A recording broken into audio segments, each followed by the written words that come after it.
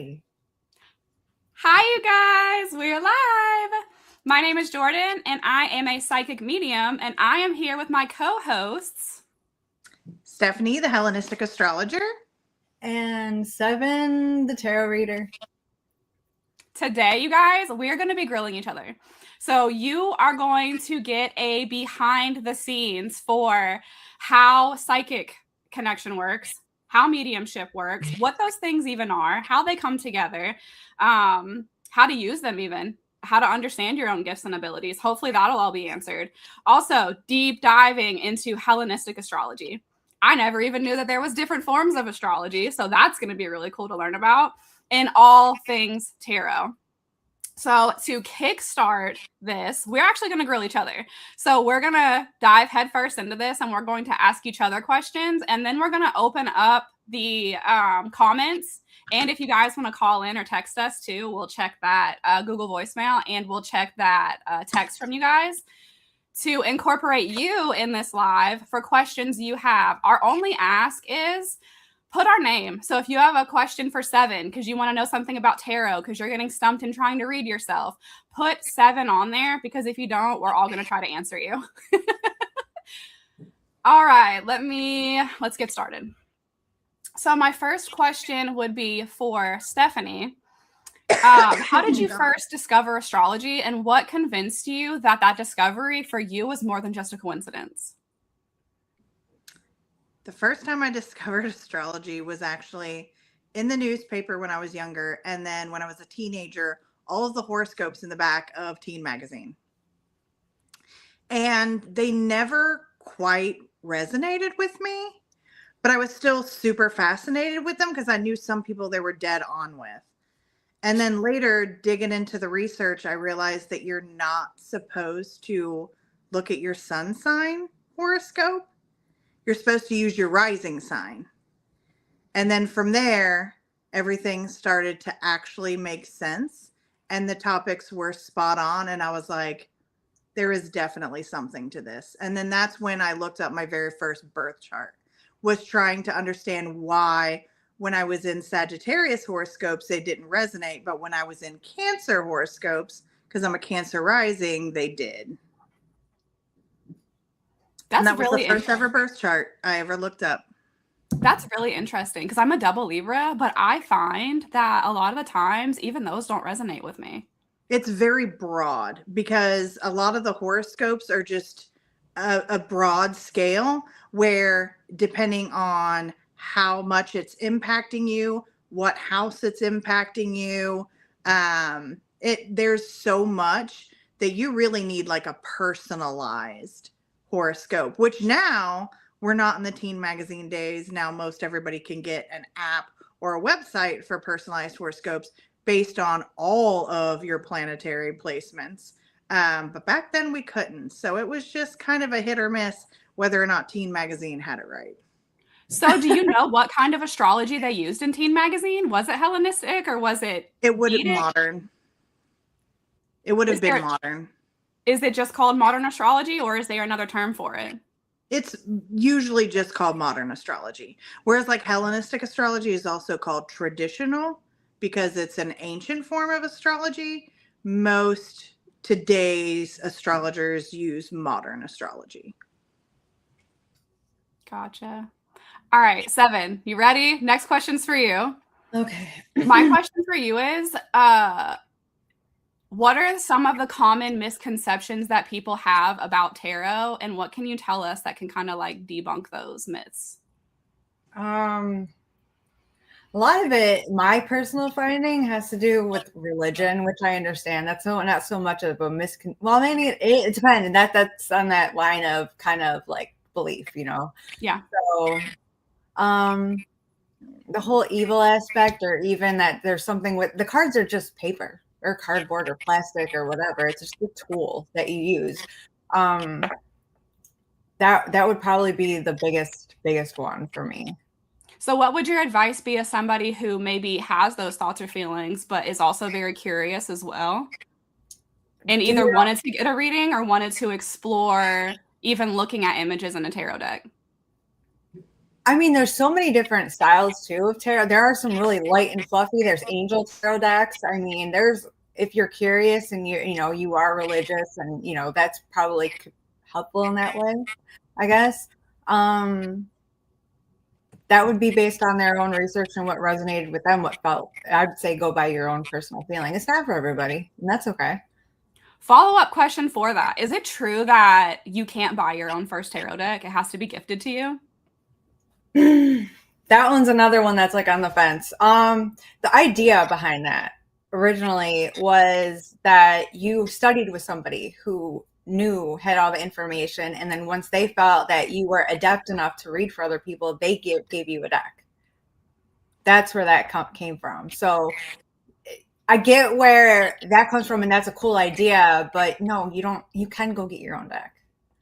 So in your own personal experience, do you think it's better to be gifted something like that, or is it better to just intuitively feel bonded or connected to some sort of imagery and allow yourself to start that journey? Well, honestly, my first deck, no, I did buy that one myself. My second deck was gifted, but it was a replica of my first deck, and I never connected with it. So once I did connect with a different deck, then I was able to learn better. And then I just started getting all sorts of different decks and different kind of flavors and stuff, styles. But it really depends on the person and what they're drawn to. So another question? What's the difference in like a Rider-Waite deck, which is like the super traditional, if you look up tarot, that's the images you're going to see, and then somebody who can read like playing cards? So playing cards. So your tarot deck is 78 cards. Playing deck is what, 52? Is that right? I think so. Yeah. Yeah. So playing deck doesn't have the major arcana, I believe. Isn't that how it works? Something like that. I have done it. It like the clubs in there are the wands. The hearts are the cups. It's all there. But you can do it. I think, because I believe, and I could be wrong, but I believe I did read somewhere that actually tarot came from playing card decks. So that's really neat. Mm-hmm. All right, I'm gonna let one of you guys grab the hot seat and ask some questions now. Go ahead, Steph. Can I go? Okay. Yeah. Oh yeah. All right. So Jordan, what is the clearest message you've ever received? The clearest message I ever received for myself, and then I'll tell you about what I got for somebody else. The clearest message I ever received for myself was a block that I had created internally when my Mima transitioned to the afterlife. And years later, after her departure, I learned that I had set up an internal block out of anger inside myself that made it where she was not able to access me. I could have always accessed her, but because that happened, and then I had this like aha moment on a live and like, oh my gosh. And ever since then, I've been able to see her. But it was during a reading I was doing for someone else, and they had done something very similar, and they had blocked their loved one from being able to come through because of the nature to how that person transitioned into the afterlife and what their religious connection was to how that, passing had happened. And it created this, like, I don't know where they are and if I can communicate with them. And I realized, oh my gosh, I did this too. And I was able to help her and help myself at the same time. And it was such a clear, beautiful thing for myself as a reader. And then also for the person that I was helping, because we were healing together in that moment. Oh. And then I would definitely say health readings for me, how clear those messages come through. I always have to say, I'm not a doctor and I don't claim to be. I would never say that about myself. I'm not licensed to even be doing this. I'm not a professional anything. But the way that those readings come through and how detailed it is and how someone can take that information to a practitioner and share that information and actually get the diagnoses that they need, it's astounding to me. It gets me every time. You also do the same thing with the terminology, which I'm like, we've all heard of antibiotics and viruses and whatever, but you nail the terminology too. Do the words just show up? No. So it's like charades. So I did one the other day and the woman wound up having costochondritis. And the way that I put that word together was in my mind, I kept getting like the prices of things. So I was like, where are we going with this? In my mind, I'm asking all these questions, but like to the person that's receiving the reading, I'm just talking to them and having a regular conversation. But it's like I'm living in two worlds at the same time. So there's the in-body me who can just continue talking, engaging, interacting. And then there's this like higher self spiritual version of me who's communicating with like their loved ones, my spirit guides, my loved ones, and I'm playing charades with them while I'm maintaining a conversation to bring through all of this information. So once I'm asking these questions in my mind and I'm like, oh, cost, something with cost, where are we going with this? Then I literally saw it written as a prescription on a piece of paper, and it said costochondritis, and I thought I didn't even pronounce it right when I said it to the woman, but she wound up looking it up and it fit everything that she was feeling in her physical body. And she was like, there's no way this isn't what's going on with me. I couldn't pronounce that, much less see that. So that just blows my mind that you have those like specific phrases come through. Yeah, it blows my mind too, especially because I'm like, I have no idea what I'm talking about. And like human me is like my ego can get in the way sometimes. And I'll be like, oh, I don't want to say that because I don't know what it means and maybe I'll be wrong. But I kid you not, every single time I have that feeling and I don't say it, the person will come back to me and say that to me. And then I'm like, now I look even stupider because I should have just said it in the beginning, because now I look like, oh, I got that too. I just didn't say it to you because I didn't want to look dumb. I do that. Yep. I do that. I think everybody does. Everyone can. Yeah. But I usually am just like, I'll save it for the end and I'll be like, I have no idea what this means for this reading or for you or for whatever, but random thing that came out. Yeah. Yep. And just take that as it is for what it is. And then I'll beat myself up about it mentally later as to why that made sense or didn't ever. Yeah. And like sometimes I'll say it and I'll never find out if it ever made sense. And it'll pop in my head like a year later and I'll be like, why is that coming back up? Did that ever make sense to that person? Like, am I going to be doing another reading where it's going to be something like that? I just have no idea. And a lot of the times I have to just let those thoughts be what they are and not stew on it, because it'll take over my whole personality if I don't. Yeah, we sometimes will never know if it ever made any sense. I think that's honestly one of the hardest things as a reader, because knowing that the evidence that is coming up, especially in like being psychic and being a medium, and all I have to go by is how it connects with that person. And then there's the disconnection of truly never knowing. And you know who I see this show up with the most is men. Men, they're almost a harder read, not because I can't get the information, but because they are not so open in communication. So if I'm telling them that I feel like, you know, a father figure is showing up for them and this is the information they have, they'll just be nodding their head. They won't tell me if I'm right on the money, if that resonates with a person who passed away. And then I'll get like a text from their wife or girlfriend later. You crushed that reading. He's been talking about you all day. This is and I'll hear from a woman in their life, but they will not tell me. So it's like you almost have to struggle through the reading and feel like you don't know what you're doing the entire time as the reader, because you're not getting that verbal engagement from someone. I've noticed, particularly this year, that I have had so many more male clients, and males come to events where I'm doing readings at and get readings. Oh, and I don't know if it's just because I'm very masculine, but I dig it out of them, because I will literally look at them and be like, this is a relationship we're having right now. I need feedback.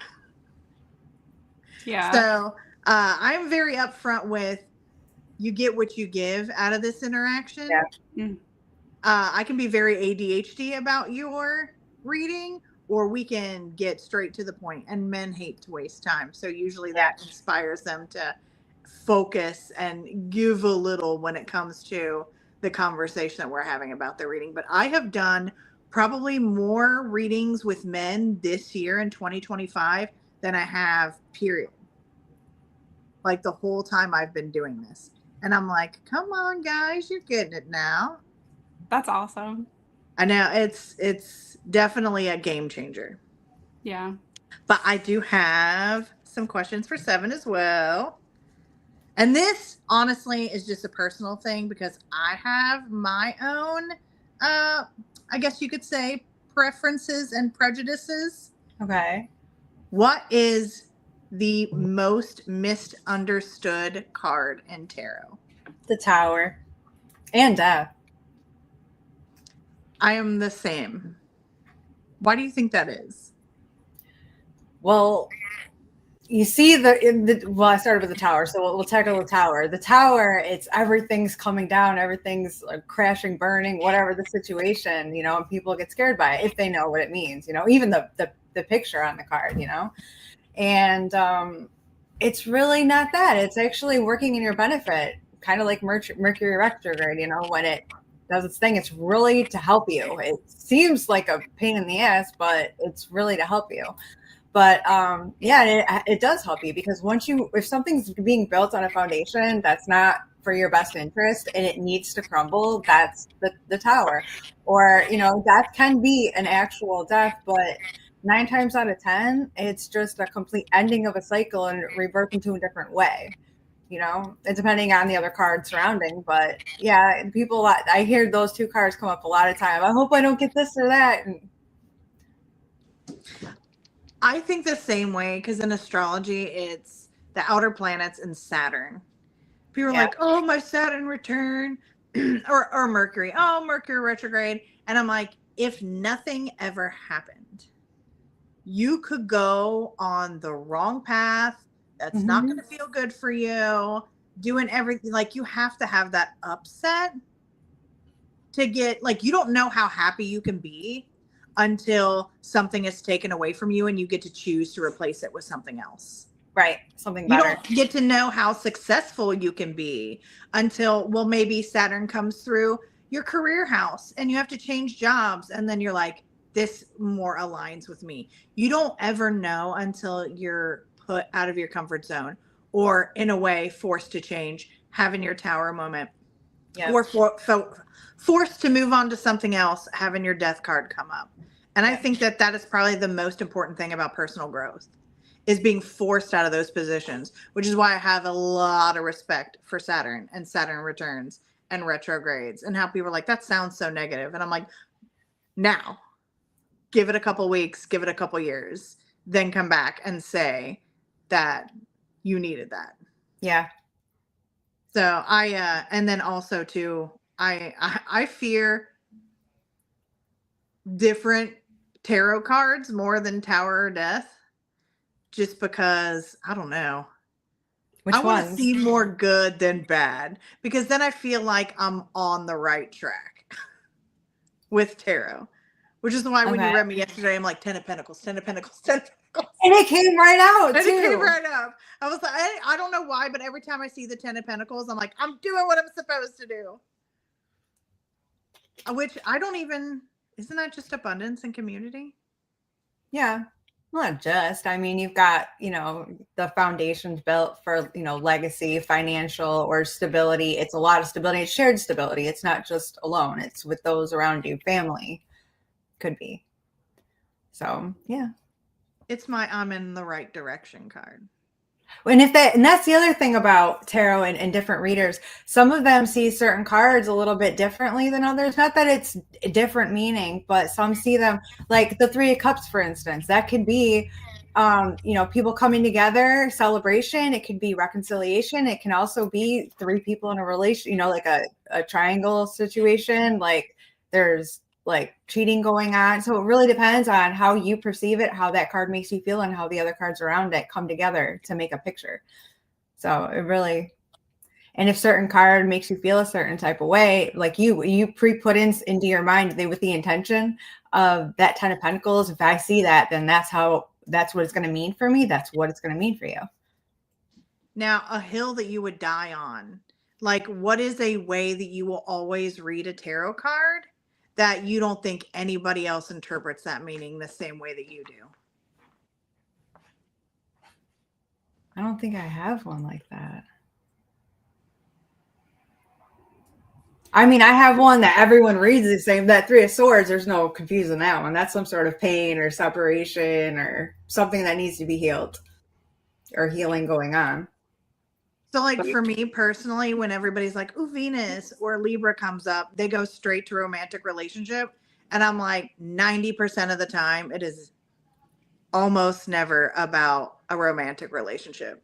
It's relationships around you, business partnerships, or your relationship with yourself. Yeah. So that's like, and everybody's like, ooh, love life. Ooh, love life. I'm like, your whole existence is about your love life. And Venus is so much more than just that. So that's an astrological hill that I die on.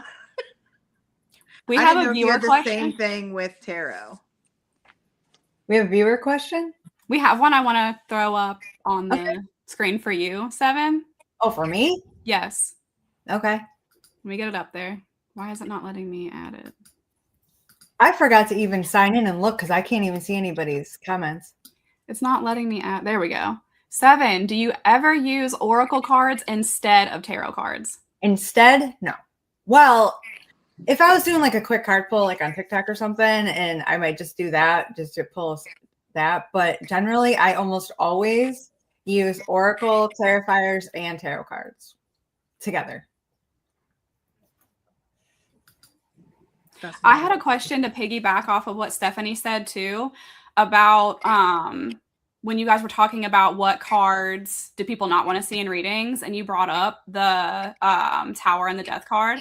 And you were talking about, but it can mean physical, but usually it's something to do with your actual life. Yeah. Are there cards that you look for that surround that specific card that would tell you as a reader that it means transition to the afterlife, or that it means something's changing in your life? So if the majority of the cards in the reading were, say, pentacles, because that's physical realm, that might lean towards an actual passing of someone. If the majority of the cards are cups, that would be like an emotional thing, right? If you've got a mixture, I mean, sometimes that can make it more difficult. If you've got like an even amount of it, it just depends on what comes out in the meanings and how they kind of click. That's why I like to use the oracle and the clarifiers. So that kind of puts me on the same kind of like better route too. Awesome. All right, you want to put us in the hot seat, Seven? Yes, I do. Okay. I got one for the both of you. So how do you, so you both, you have your businesses based on what you do, but how do you use your gifts, talents, and just natural day-to-day life? Jordan, do you want to go first? Sure. Yeah. So for me, for anyone with gifts and abilities, you can turn them off. You can access them whenever you want to. But for me, it's so important that I stay out of my head and I stay in my gut. So I'll have things pop in my head all day long. If I tried to figure everything out, I would be worn out probably the first 5 minutes I got out of bed in the morning, because it can be so overwhelming. For me, in my day-to-day life, I pay attention to things that get an emotional reaction from me. So let's say something pops in my head and I'm hyper aware of something with my mom. I'm like, cool, she's probably going to call me today. Not a big deal. I'll deal with that when it comes up. However, if I connect to something with my mom and I get an emotional overwhelm and I feel super anxious or out of body or super spacey or something, I know I'm being called to action. I need to call her. I need to find out what's going on with that. Something's not okay with her. And I'll call her and be like, hey, I felt like I need to call you. What's going on? And it's almost always right on the money. And she's like, how did you know? And then she's telling me what's going on with her. So in day-to-day life, I very much rely on my emotional standpoint. I very much rely on my body tells me that I need to do something. I do the same thing. Like, even if I'm out in public and someone is like overly trying to have a conversation with me, approach me, they're drawn to me, they want to talk to me for whatever reason. That's great. And I can do what I was explaining before, where I can be in the physical and I can have a conversation with my body. My mind can be somewhere else. I can be in that conversation the whole time, but I'm like, what is going on with this person? Do they need healing? Do they need my help? What can I say to them? How receptive are they going to be to some sort of channel communication? Should I add in something like, I had a dream similar to what you're going through right now. And in that dream, this was what I did. And that was how I found healing. Did they need that version of me, or can they get the raw version of me that goes, I'm a psychic medium and I'd really love to be able to help you with this. Yeah. But, so in everyday life, we have all of these tools right at our fingertips, but I'm looking at it like emotion 100%. If I'm not emotionally drawn to something or swayed by something, or I don't get an emotional connection to someone talking to me, I'll know that it's just a fleeting thing and I can let it go. Yeah. What about you, Stephanie? I'm hit or miss. And this is just pure Sagittarius in me. Some days I have to ignore all of the astrology. Yeah. I just have to have a journey. Yep. Like, I just have to be out here not knowing what's going on in the cosmos. No crystals, just raw out there, seeing what kind of trouble I can get into. And other times, like always, Mercury retrogrades, I need to know what's going on. But consistently, too, I do this thing where I know exactly what I shouldn't do, when I should do it, and I'll test it. And then sure enough, I'll mess. Like over the summer, we had a Mercury retrograde in Leo. Leo rules the spine. I was like, don't be crazy at the gym. You could hurt your back. And then I went to the gym and I hurt my back when I knew I should have taken the day off. And that just proved it right. But because of who I am, I always have to test it. Yep. No, I get that. But I do have some very specific rules. I wouldn't say it's an everyday thing.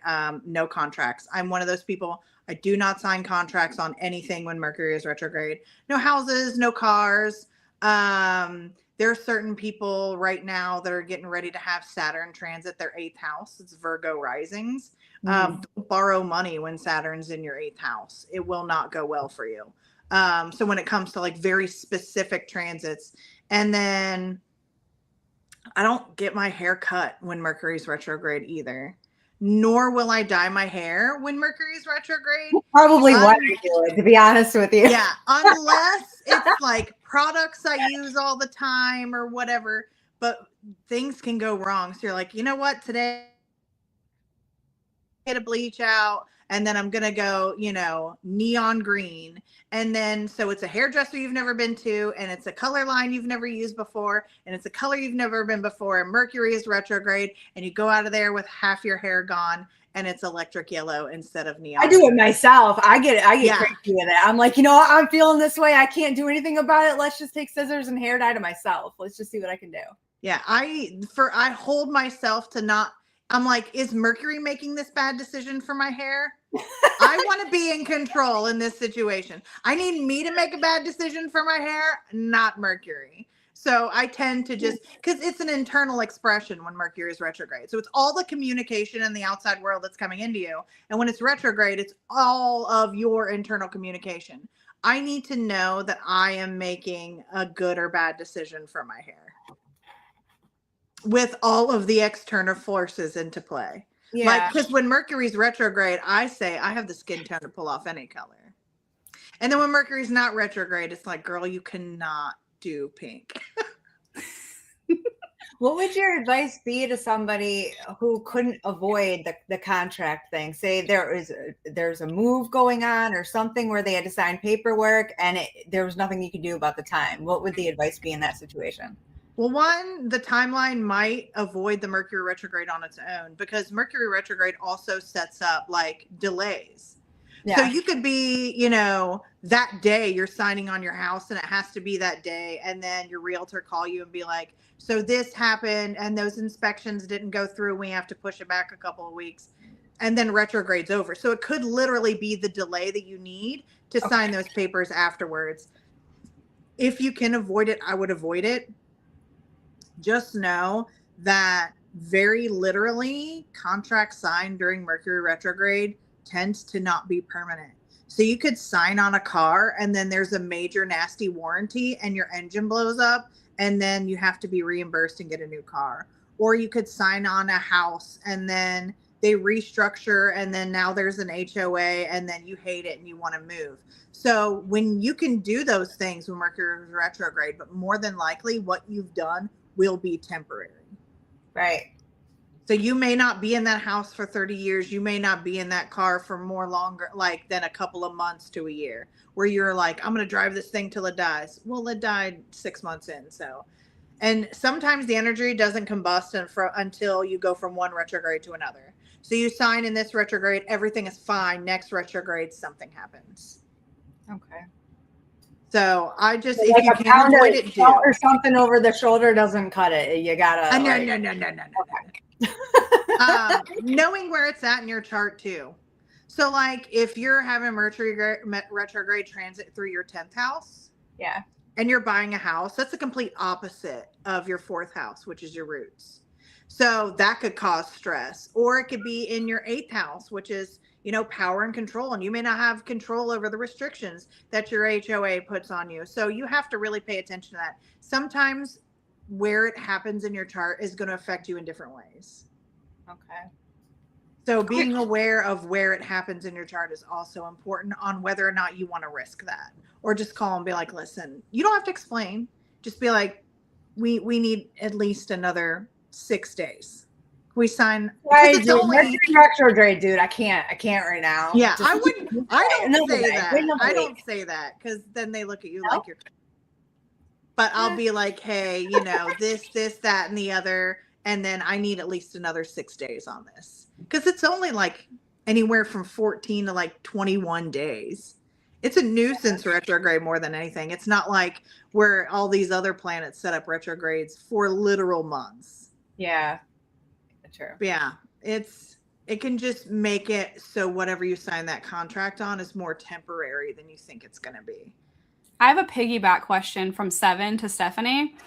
So we're going to go left with this. What about if you were trying to get pregnant and then do you skip the month that Mercury's retrograde, or would it still be okay to try to continue to get pregnant or do something like that in Mercury's retrograde? The only thing that I would say is if Mercury's transiting through your 6th house, which is illness and injury, getting pregnant during a Mercury retrograde in your 6th house could mean that you're about to just get nailed with, just uncontrollable nausea and vomiting and all of these other things, that your morning sickness could be all day. The development of gestational diabetes when you normally never had any issues. That would be my only issue. Honestly, when it comes to pregnancy, unless it's something specific in your chart, I say what will be, will be. If you're meant to have a child or conceive a child during that retrograde, you will. Now, would they be crazy because it was a retrograde? Like, listen, people born with Mercury retrograde in their chart, we're talking about in their chart, are just rough communicators. And maybe that's what you need in your life. Oh, okay. So it's, but the actual conception, Mercury could delay it. You're like, this is the month I really want to get pregnant. And Mercury's like, nah, we're going to wait till next month. If only trying was fun though, right? Yeah. I mean, yeah. Keep trying. So what about if you have your baby during a retrograde and you have to sign that birth certificate? Would that do anything? Yeah. Can you delay signing a birth certificate? I don't think they let you out of the hospital if you have. Yeah, you have to sign the birth certificate. But so that's one of those birth certificates that's going to get lost probably. Aw, dang. I would frame that bad boy instead of putting it somewhere safe. Okay. Because that's probably I'll ask people when they come to me and they'll be like, yeah, this is just a copy of my birth certificate. And I'll look and they'll have Mercury retrograde in their chart. And I'm like, yeah, we know why that got lost. Okay. But actually, there was a comment in the chat. I'm going to throw it up for you. Yeah. Which segues beautifully to what Hippie Love said about is time for birth necessary for an accurate reading? Yes. Very much so. Down to the minute? No. You need to be within 2 hours to get the appropriate rising sign because the rising sign sets the chart up for everything. So being within as close to as accurate as you can within that 2 hours is the most important before you even get an astrology reading. Without the birth time, I can make generalizations, but if you want astrological facts, you need to have as close to an accurate birth time as possible. So like if you're born at 6:38 and you tell me 6:30, not a big deal. But if you tell me you're born at 6:30 and you're actually born at 4:30, that could change the entire chart. Wow. And that's not just the building of your character. That's also where you're going through things too. Is that a rule for astrology as a whole, or is that specific to Hellenistic astrology? That is the rule for astrology as a whole. Modern, Hellenistic, Draconic, Vedic, it doesn't matter what type of astrology, the birth time needs to be accurate. Okay. as close as possible. Because, some people are staring at that time right as you come out. But if it's a few minutes off, it's not that big a deal. If it's hours off, it can be detrimental to how I interpret you and how I interpret what you're going through right now and where. So could somebody, like, let's say somebody is this one thing in their fourth house, but they could also be this other thing, and those personality types could be so similar. Could something like that happen? Yes. So, like, if I'm reading an accurate, let's just take sun sign astrology. Let's say you're a Sagittarius, but you have a lot of Capricorn energy. Mhm. Just having that could make it more accurate, where it wouldn't matter what house it's in necessarily, just that it's an overwhelming amount of Capricorn energy. Like I said, I can still make generalizations and assumptions, but the closer to the accurate birth time, the more accurate the information is. Because I'll also pick up a vibe off charts, even without paying attention to, I just have to see the chart. And for whatever reason, even without knowing which planet it is, I'll just see the geometry of the chart and I'll get a vibe for the person immediately. Mhm. But that's all intuitive reading. If you want accuracies like dates, you need a accurate birth time. So does somebody need like an overall view of their whole chart to have a better idea of who they are instead of just their main three? I'm asking specifically for myself because I'm a double Libra, so people think I have all the Libra qualities. But after having my reading with you, I've always resonated more with Capricorn. Capricorn, everything. Super grounded, charming, yes, all the things that Libras can be, but I resonate deeply with Capricorn. So when I see those things that are posted about astrology, I go to Libra, I go to Capricorn right after. I never knew prior to my reading with you why that was so accurate for me. I just thought, oh, I married Capricorn. Maybe I'm just, empathically. Into that energy. Yeah, intuitively, I got, his energy all around me. So it resonates for me too. But no, it always has. So it's like I get to know more about myself through all the Capricorn in my chart and not just like the hyper fixation on me being a double Libra. So the whole chart matters. Your big three is like your building blocks, but the whole chart matters. And especially for you personally, because you're a fourth house Capricorn, that energy is personal to you. Mm. And it's also some of the parts for yourself, which is also why it's personal. It's also your beginnings and your upbringing. So when you look at the angular houses that are most closest to you, it's 1st, 4th, 7th, and 10th. And those are the most important because they answer the 4 main questions about people. What's your character? Where are you from? Who are you with? And what do you do? So is there a better one that explains your like true personality for how people see you that's not in your top 3? Oh, yeah. If you have a stellium that's a cluster of planets in one specific zodiac sign, that will outweigh just like having a Libra moon. So if you have, like, if your rising is like, let's say Cancer, and you have a very strong moon, you're going to be more lunar than you are going to be solar, which could take away the energy of the sun in your chart completely. And you could resonate with more of your Cancer rising and your moon placement. So it really all depends on who's strong, who's well placed, who's in charge, and where the most energy is. So if someone knew nothing about astrology and came to you and told you their main 3, but said they don't resonate with them, what would be the first question you would want to answer to be able to tell them, well, it doesn't resonate with you because you're living out of your 10th house or whatever? How would you know that? I would have to see the chart. But is there one that you would like, to specifically look at? Oh, yeah. What house would that be? Again, those stelliums and those clusters. And honestly, it would depend on what part of their big 3 they're also not resonating with. So like Pisces energy, for instance, a lot of Pisces energies don't resonate with itself because it can be overwhelmed by the subconscious internal dialogue.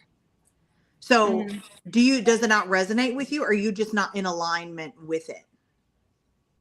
So if it's a Virgo placement and everybody says, this, that, and the other about Virgo in the big 3, which most Virgos are very grounded in what's going on with them. But as an example, do you not resonate with it because you don't want it? And that energy is not productive to you. So if you're a Virgo moon, you don't want those emotions. So you compartmentalize them to the point where you don't feel them. So you don't resonate with it. Like, what is it that we're not resonating with? And then what else is going on in the chart? So it really all depends, especially those Pisces placements in the big three. I'm like, okay, is it just because you can't feel yourself because there's too much going on? And Pisces energy is probably the most difficult to understand from outside views and inside views. It's a double-edged sword.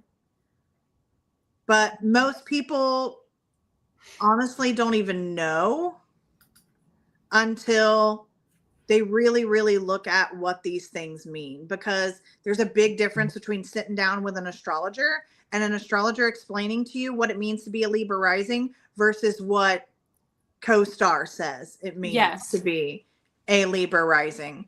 There is the stuff that comes out on the internet, and then there is what astrologers know. And like I said, the whole chart matters. So I don't know how your Libra rising would express itself until I quick view see the whole chart. Gotcha. It is very, very interpretive depending on who you are, what you resonate with, and what you believe. Gotcha.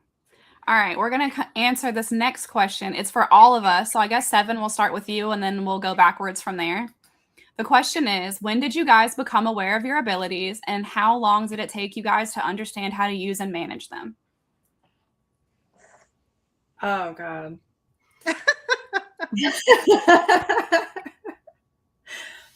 I don't know. For me, I mean, well, when did you get like curious about tarot? When was the first time you saw it and like it inspired you to trust what the visuals and intuition and stuff?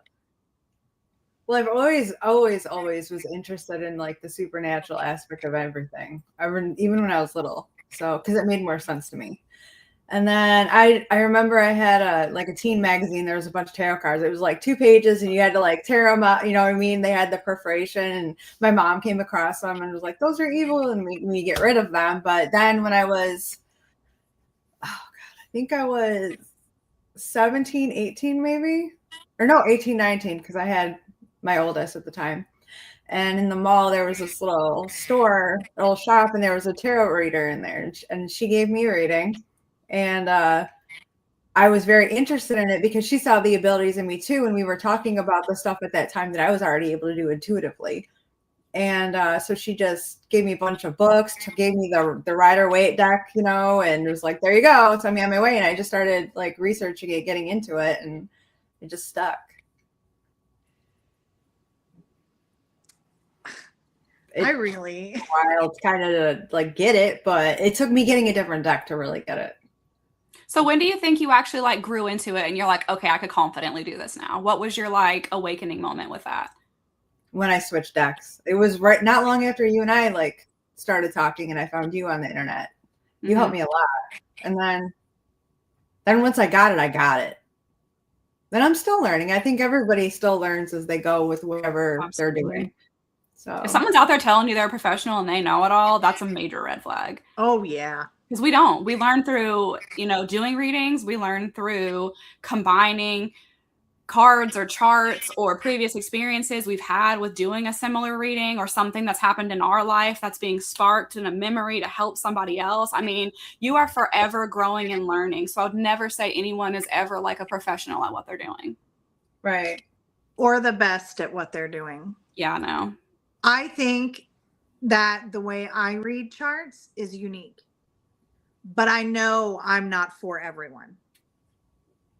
So I know that somebody could come and get a reading with me and be like, I'm really into astrology, but I didn't feel that as much as I should have, and find another astrologer that's for them, just based on what type of astrology they read, what they prioritize, what they see in the chart, their delivery mechanism. I'm not for everyone. Yeah. And if there's a reader out there that says that I'm the best of the best, you only see me. No. Major red flag. No. I was just sitting here, my mind blown on how close mine and Seven's birth charts are and are both metaphysical discoveries came from teen magazines. So yours was Teen Magazine too? It was when I was reading my horoscopes in Teen Magazine. And that's when I was like, yes, astrology. And then Seven found those little perforated tarot cards in Teen Magazine. It might have been the same magazine if it had all that stuff in there. Yeah, I mean, it's just so funny that how close we are in our charts. And then we're both like, Teen Magazine made the life decisions I needed. To be fair, though, I was, and even still to this day, there are times where even I am skeptical with the stuff. I have to experience it because I'm a very logical thinker. So, like, even back then when I went to the reader, nothing she said made sense because she was very futuristic in her reading. Nothing she said, I believed until it all happened down the line throughout a span of probably like 5 to 10 years. Like boom, boom, boom, all these things happen. And I was like, oh, that shit's real then. Okay. So that allowed me too to be able to open up to it even more and get even more into it. And then when I did it, and then things started, making sense to other people when I was doing their readings as well. The more I've done it, the more it feels more natural and like I'm actually doing something.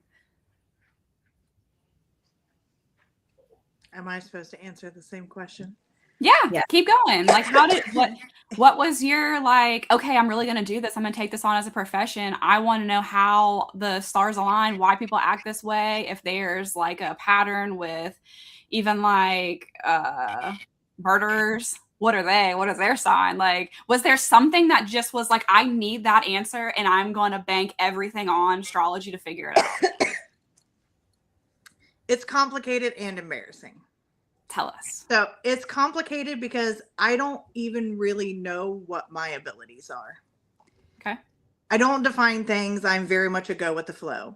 Am I reading the chart? Am I reading the person? Am I getting messages? I don't know. I open mouth, reading comes out. It's very organic and go with the flow. And the embarrassing part of the first time I had an aha moment looking at a chart was I decided to look up my sister's chart. My sister and I haven't always gotten along. And I looked up her chart and then everything about her personality just made sense. And I called her and I was like, dude, I know why you're a bitch.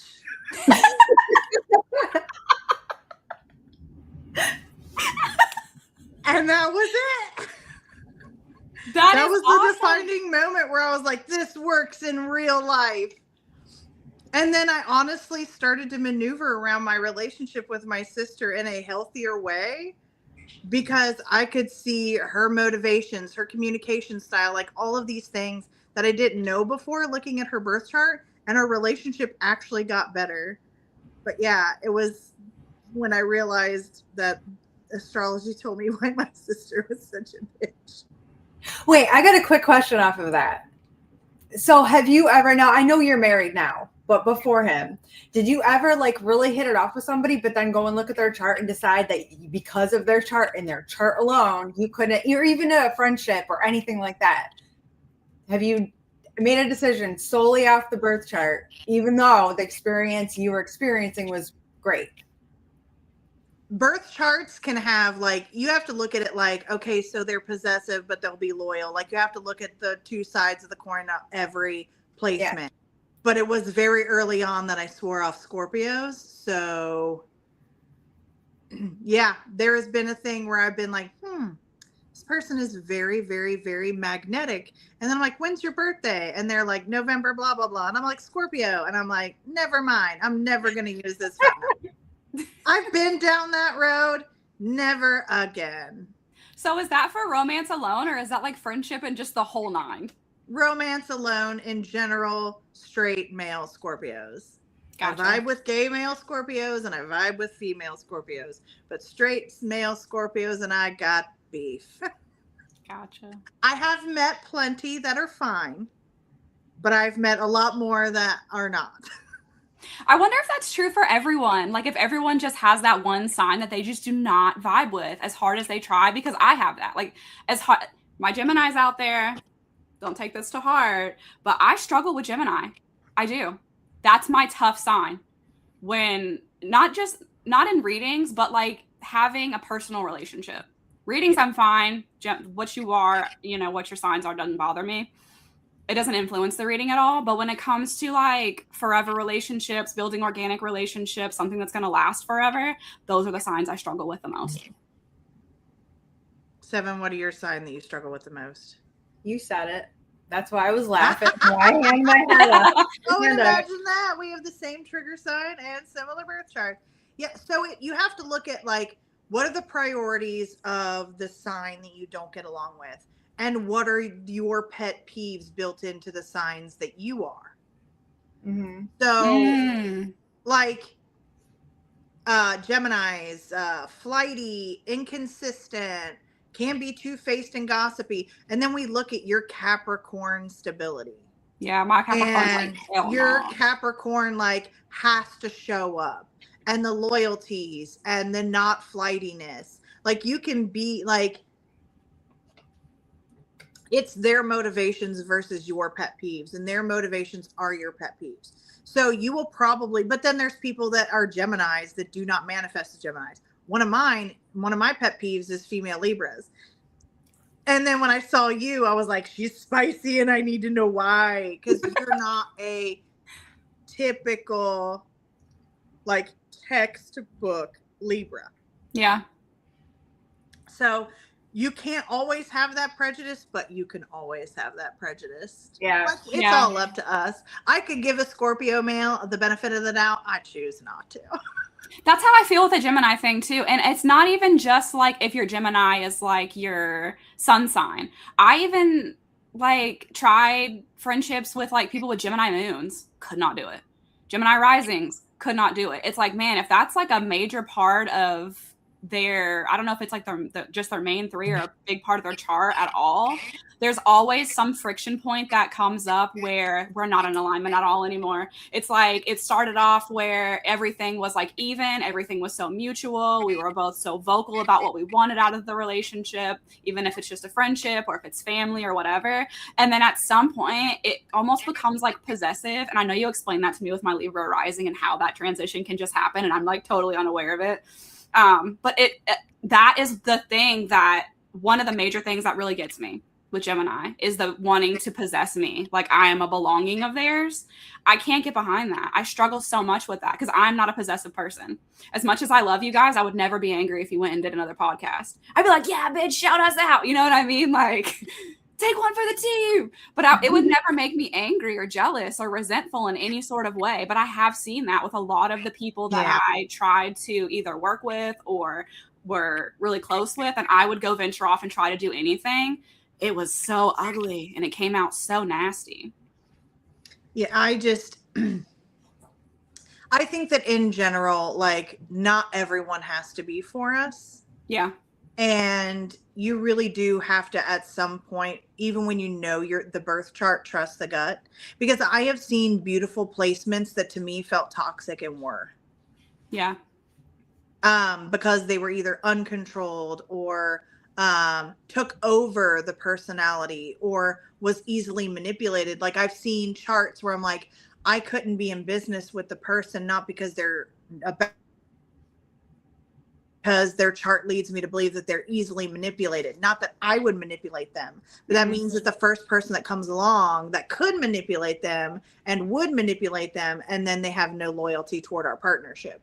So you have to trust like the information and the gut simultaneously when it comes to choosing who's for you, especially when you know their chart. And also too, knowing their chart too, like, you know, you've got your best friend and you're like, oh man, she's going to be having an 8th house transit. She's going to be next level. Like, I know that she's going to be popping off at me and I just have to let that go. Like it's temporary, you know? So if I'm like, oh God, I know what this person's going to be going, like my sister, it's like Mercury's retrograde. I'll talk to her in 2 weeks. Yeah. That's how I am with my brother too. I'm like, this is a no time for us. The mental health is mental healthing and you and I cannot get along right now. We will not be nice to each other. We will not be kind to each other. And I can't be fake enough to be nice to you right now. And I understand that about myself. So I'll see you when I see you. Yeah, I learned that with my sister during Mercury retrogrades because she's a Virgo, so they affect her quite a lot. She'll come at me ready to just destroy her whole life. And the only thing I can say, because she'll be on next level, is listen, don't make any moves right now. Give it 19 days. Give it 21 days, however many days we have. Give it this amount of days and then call me back. And she's like, yeah, I'm not going to divorce him. Yeah. Or, yeah, I'm not going to move out. Yeah, I'm not going to quit my job. I was like, you have to come out of it before you make that decision. How you feel right in this moment, although aggressive, is not how you're going to feel in X amount of days. Yeah. And that's how I learned how to work with her, was through her birth chart.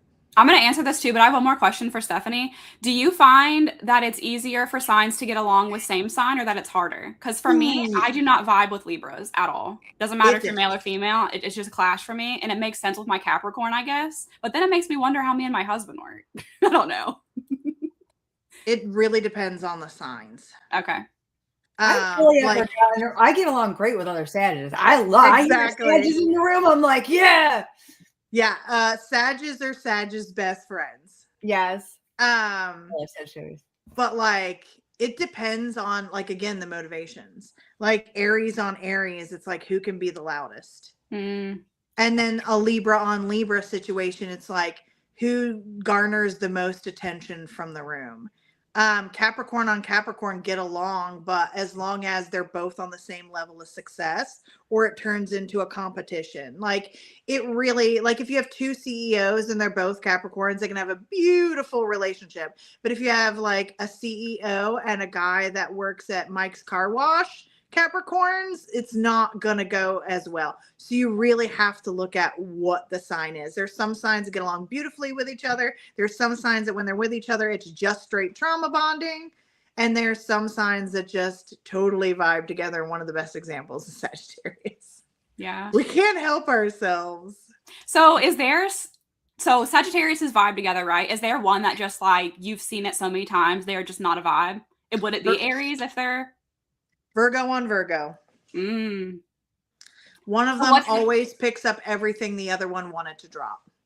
And that's more romantic relationships than friendships. Friendships can be fine, but if we're talking specifically romantic relationships, one Virgo's in it to stress manage the entire relationship, and the other one's in it to drop their baggage off on their overachieving Virgo partner. Gotcha. So the way you were talking about Scorpio men, that's how I feel about Virgo men. I struggle with Virgo men. Is there a similarity with that in astrology? Sometimes, yes. So you have aspects of control with both. Yeah. where Scorpio tries to control the narrative and Virgo tries to control the environment. Mm-hmm. My son's a Virgo and his father's a Scorpio, so it's fun. I get that. I do love him though. I love Saggies. Yeah, of course. Yeah, I love me a Sag. I love me a Capricorn. I love me a Sag. Y'all are near and dear to my heart. I love everybody, but like y'all get a little extra love. Okay, so I'm not going to say that Sagittariuses are the most awesome because I don't think any particular zodiac sign is the most awesome. I think every zodiac sign thinks theirs is the most awesome. That's just my experience. I'll tell you, there's a lot of Pisces hate their Pisces-ness and their Pisces placement. Really? Yes. Because everything feels overwhelming. And even if it's not personal, they'll make it personal, which is also overwhelming. So when I tell people that, girl, that's because you're Pisces moon, or that's because you're a Pisces rising, they're like, I hate it. But for some of them, it's just, you'll never see anyone Aquarius or their zodiac sign more because we're authentic. We're okay with coming off dumb. We're okay with coming off silly. We're okay not being in charge. As a matter of fact, we prefer it to not. We're not struggling for our seat anywhere. We're just happy with whatever we're doing at the time. Unless we see somebody struggling, then we'll step up and we can take it real quick. And then when things are really personal to us, we can micromanage it. But the reason why people tend to get along with Sagittarius are because we're in generally free of character. And we don't mask too much. You always know what you're going to get out of a Sagittarius because we've been overly honest with you the whole time. I think that's my absolute favorite characteristic of Sagittarius. Even if a Sagittarius is going to be an asshole, they've told me prior to them becoming the asshole that they warned me they could be, that it's going to happen. Which is why when clients come to me and they're like, so listen, I have the Sagittarius, boyfriend, and we were together for 6 months and then we broke up and blah, blah, blah, blah, blah, blah, blah. And they're going off and I'm like, did he tell you that he was not in it for marriage? And they're like, yeah, but like, you have to understand, you have to take a Sagittarius at face value. Just because that he says that he's not in it and then treat you like he's going to treat you well. That doesn't mean that he's going to change his mind about being committed. If he says, I would like to have fun, you're going to have all of the fun that you have. You're going to have all of the attention that they're ready to give you. You're going to have all of these boyfriend things. And he's going to treat you like a girlfriend. But you have to understand that anytime you bring up commitment and they say, no, I'm not on that page, they'll let you know if you are. I was just going to say, they'll tell you if it changes. Yeah. It can change. But yeah, it may change. But if it doesn't, you're not changing it. And they were honest with you from the get-go. So you have to take a Sagittarius for what exactly they say. Gotcha. So it can be misunderstood a little bit sometimes. Yeah. Even when we're being very honest. Yeah. You said this, but then you did this. And especially with like those deep empath, emotional water signs. I could totally see that. Oh, yeah. Oh, yeah. 100%.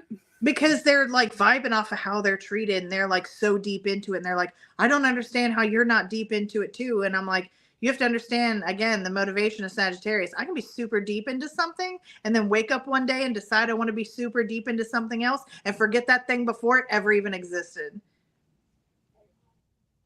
There's a time and a journey for everything. And sometimes you're along for the long haul and sometimes you're not. Yeah. We'll appreciate you, but yeah. Oh yeah, that's something else too. No matter what I've done or how I've showed up, even if I was given the 20% I had to give that day, my Sagittariuses will be like, "Girl, you're doing your best. You're the baddest bitch. I see you out here." Like they're like your personal hype team, and they'll meet you where you need to be met, and they won't expect anything more from you than what you can give them. Mm-hmm. Love me a Sagittarius. We're kind of awesome. You really are, though. Okay, so when did you guys become aware of your abilities and how long did it take you guys to understand how to use and manage them? My answer to that is a little dark and a little light. So when I was a child, a lot of the things that would come up for me were like me being a hypochondriac or don't say that out loud. Those are thoughts you think to yourself. It was a lot of like minimizing some of the stuff that I went through and being diagnosed as like with obsessive compulsive disorder and having like irrational thoughts and having like an irrational brain. And kind of the diagnosis is from doctors and things for what I was experiencing and me truly not understanding what any of it meant. Like I was the kid who, if I stepped on a crack with my left foot, I had to step on a crack with my right foot because if I didn't, something would happen to my mom. If I was chewing food on the right side of my mouth, the left side of my mouth was sad and she needed help too. So I had to take my next bite on the left side of my mouth. Like these are all things that I didn't understand as a child that were trying to tell me that I was gifted. And I didn't learn those things about myself until I started learning about what a dark empath is and like the hell that dark empaths go through and how everything is through experience and how you become hyper aware of people's emotions because when you were growing up, you were thrown into either very toxic emotional situations or emotions were hidden from you. So you never knew how you were supposed to respond because you weren't seeing healthy adults respond with their emotions in a healthy way. So there was so much of me understanding who I was and kind of coming into it as trial and error. I wouldn't say I actually labeled myself or knew who I was. So when I was 12, my grandpa transitioned to the afterlife. When he did, my grandma moved in with us and she was very into psychics, very into mediumship. She wanted predictions on our life. She wanted to communicate with him. She wanted to know all the things. So her and my mom started going and seeing a psychic in town together. I did not, and I always heard them talk about it. And I was like, man, that's crazy. It sounds so much like who I am, but I'd been so kind of like minimized for so long that I didn't want to continue to have those conversations. So I was just kind of a sponge to the information. And then when I was 16 and my Mima transitioned to the afterlife and I didn't feel like I could communicate with her. My grandpa saw him everywhere. He was in my dreams, knew he was there. I could smell him. Cigarettes was coming up. The sweaty man smell was all over the place. I was always telling my family, oh, grandpa's here today. But then in connection to my Mima, it was like she was gone, and I couldn't communicate with her. And all of a sudden I understood why it was so important for my grandma for her to go to the psychic and find out what was going on and where this disconnection was.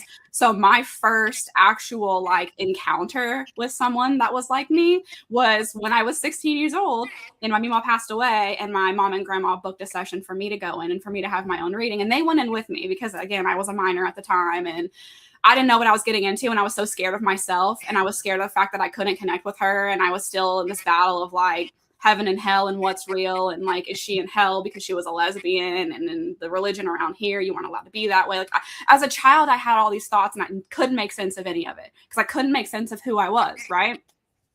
So they took me to this medium. She was incredible. She blew me away. She was like, you got your belly button pierced and your Mima knows about it. And like as a 16-year-old, you're like, what the fuck? How does she know that?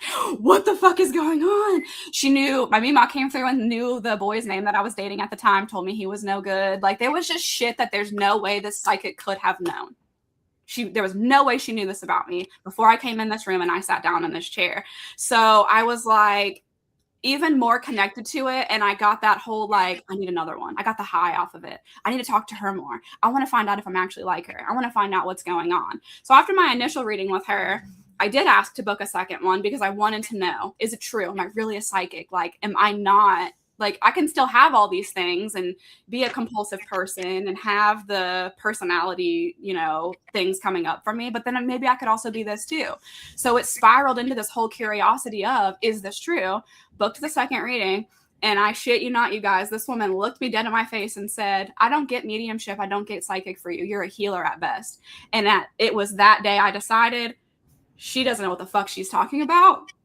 I know I'm psychic. I know I'm a medium, and fuck all of this. And when that was like the first time in my life I actually wanted to stand up for myself, because it wasn't my family who actually knew me that was telling me this. This is a complete fucking stranger who just nailed this reading about my Mima, nailed the shit about me and who I was dating and what was going on in my life. And I felt so devalued. I felt so unseen and so unprepared for how I was going to feel in that situation that I actually started building a better relationship with a cousin of mine who the whole family knew she was psychic. She'd been doing this for years. She was coming out and saying like, oh, you know, she could predict when people were going to pass away. She could predict if someone was going to lose their job. Her mom was a Sagittarius. Her mom was so much more into like the afterlife and the other, and her mom was gifted too and knew those things about herself. And it was less sheltered with religion and more of just like, girl, be who you're going to be, kind of like a hands-off parent approach. So my cousin got to develop more into like her gifts and abilities.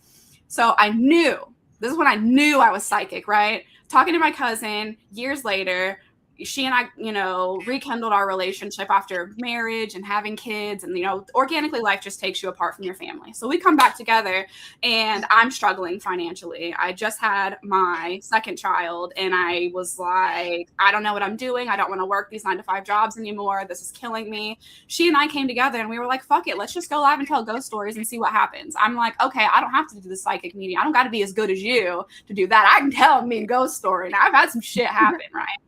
So she and I went live together. We start telling these ghost stories together. And as we're sharing these things that have happened to us in our lives, people are coming in the comments and they're like, hey, do you get anything connected to me? And it was just the most organic opening ever for me to be like, oh my gosh, I'm actually psychic. I'm actually a medium. This is so crazy.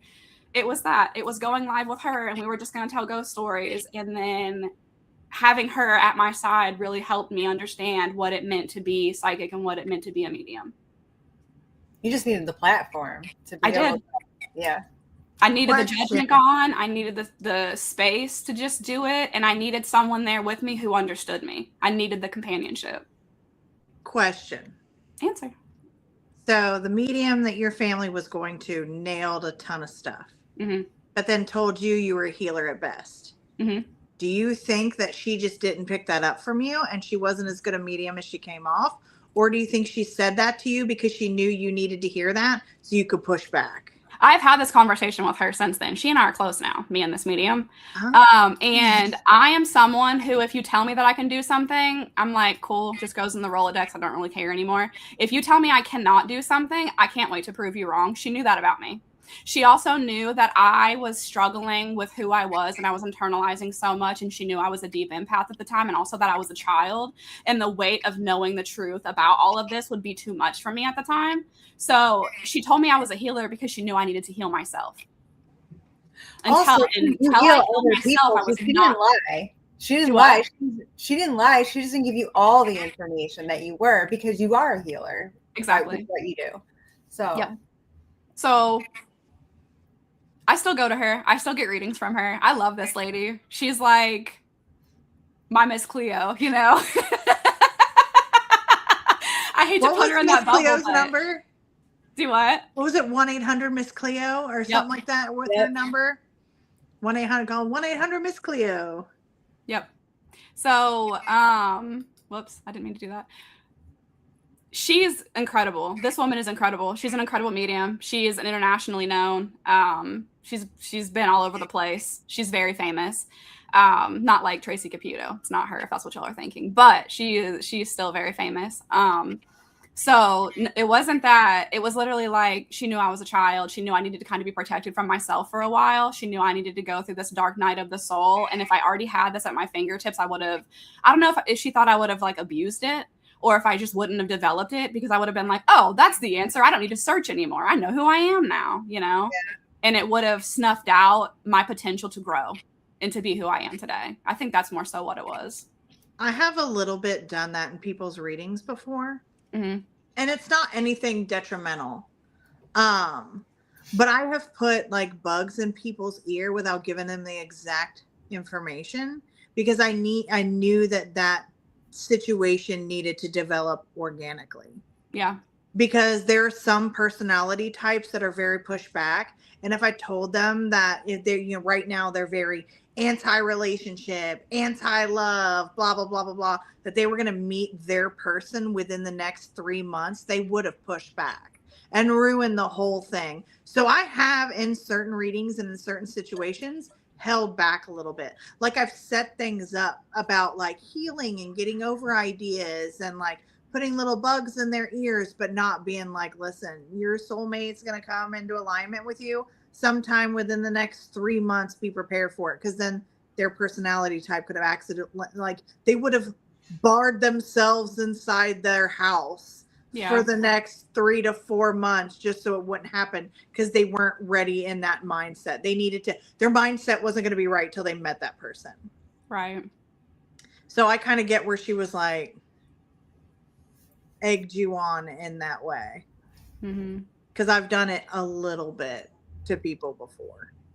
Just because sometimes people aren't ready to hear, which, by the way, in general, for anybody that watches this later or is in now, if you want information, but you're not ready to hear it, don't ask. They know that. Well, at least people who have followed me, I have a don't ask, don't tell policy, because once you ask me, I have to tell you. Yeah. If you come and you're like in a situation, well, that also goes around like whether or not this person gets a reading. Some people get a reading, they're like, oh, they're never going to know this. And then bam. All right. So you have to understand that if you go to a good reader, they're going to see more than you think they're going to. Yep. And it doesn't matter what type. But if there's something you're going through and you're not ready to hear the truth, don't, because for me, I call it honoring the craft. I have to say what I see, period. Like, I can't not. So if you're not ready, don't go yet. Yeah. Because a lot of times that can make things uncomfortable. For me and you. Like, I don't want to tell you, like, your self-narrative is wrong. I don't want to tell people you're the problem. But you have to. Sometimes. When it's relevant. I agree. All right, we have one more question for the three of us. I'm going to put it on screen now, if I can get it to work. There we go. Do you think your abilities coming on board are divinely orchestrated? The timing of them appearing in your reality? Who wants to go first? 7. You go first. Why always me? I bet because we've both been talking for forever. We won't let you talk I'm now. sitting back and relaxing and listening. Divinely orchestrated. I don't believe in coincidences. I mean, I do on occasion, but if it happens like in a life situation, I would say yeah, divinely orchestrated, yeah, because I think we're meant to meet certain people in our life that help push us in certain directions in all different areas. So absolutely, yeah, because if I hadn't gone and seen that reader in the store, right, then I would have never been open and gotten the knowledge. I mean, she gave me books, she gave me cards, all this stuff. She gave me the reading. And then when all that stuff happened the way she said, it made me realize that there's something to this. And yeah, and then when I met Jordan, even, she opened me up even more. So absolutely. I know it's designed in my birth chart and my Yeah. So even right down to what I would end up doing as a profession, because I was not ever going to feel aligned unless I did it. It took a lot of prodding, and it took a business partner who's an Aries, and Aries are way more comfortable starting things than Sagittarius's are. And I needed a starter in my life, and I didn't have a starter in my life. And then she came along and she started, and I was like, I'll go too. So like, and then her, like I had known about her for years. And it was that moment that in my timing, I was like, you know what, now we're going to be best friends. And then it was our timing to be business partners. And it was our timing for this and that and the other. And then who she introduced me to. And then one of those being Danny, and then Danny introducing me to Jordan. So all of this timing, but essentially like how my chart is built is set up for emotional communication, emotional healing, and then where my midheaven is, which is the soul's purpose, is in Pisces in the 9th house, which is spiritual house, and the higher development of yourself. So the higher development of myself, but internally, and then making that something that is a career. So the blueprints were there, and things didn't start working out for me until I stopped pushing back. Yeah. And I'm like, okay, I get it. I'll stop. I'll stop my rebellion. I'll stop being a rebel against my destiny or fate, however you want to put it. And then as soon as I stopped fighting back, everything just worked out. Yeah. I agree too. And I think that there are multiple opportunities so how I knew when I was a kid, but I didn't really know. And then it came up again for me when I was a teenager, but I didn't really use it. And then it came up for me again when I was in my early 20s. And I was like, okay, I'm going head first into this. Once you know, it never goes away. Once you find your niche or your connection to it, it will always come back to you. You will always, for me, have the opportunity to dive into it. You're never too old. It's never too late. You can always start again. You can always start somewhere. This is our very first podcast ever. I'm hoping to be like 700 episodes later. You know what I mean? There's always a beginning. So do I think that they're divinely orchestrated? Yes. In the timing of them appearing in your reality? Yes. But sometimes you just need the knowledge and it's not time for you to act on it. Or sometimes you're being called to act on it, but you don't have all the knowledge, so you're super egotistical about it. And you're like, I'm going to fuck this all up. I don't know what I'm doing. I need more information. I'm going to wait 10 more years because I need 10 more years of knowledge before I'm confident in myself to go do this. And then in 10 years, you still didn't get it done. And then you're so much more developed as a human being in 10 more years that you're like, I never needed all of that. I'm just going to do it. So yes, I do believe that. And honestly, like sometimes that grasp for control and over planning, things don't work out either. Mm-hmm. There's very much a being organized and a knowing to go with the flow. I was going to say, I go with the flow. I always go. I can't help myself. I stopped trying to plan as much and do more go with the flow. And I'm seeing how that works out for me. I have to do both a little bit. Yeah. So like I have to plan like the logistical stuff. Yeah. But like in terms of like the readings that I offer, if you go to the website and you look at those, you're like, well, why'd she add that in?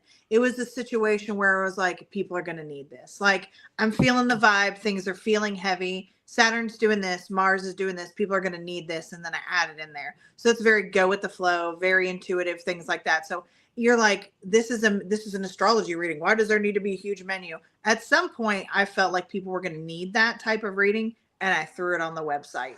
Right. But like actually designing it, coming up with everything that revolves around that particular reading was planning. So it's like a both. Yeah. But it's just funny because I was trying not to be an astrologer. We started this podcast and I was like, let's just pick a day. Let's just pick a day. Let's pick a time. I'm not going to look at it. And then I looked at it right before we got on. It's Aquarius rising. So 7 was the time that we started our first podcast episode. Like noon for us? 7th house, which is community and friendship.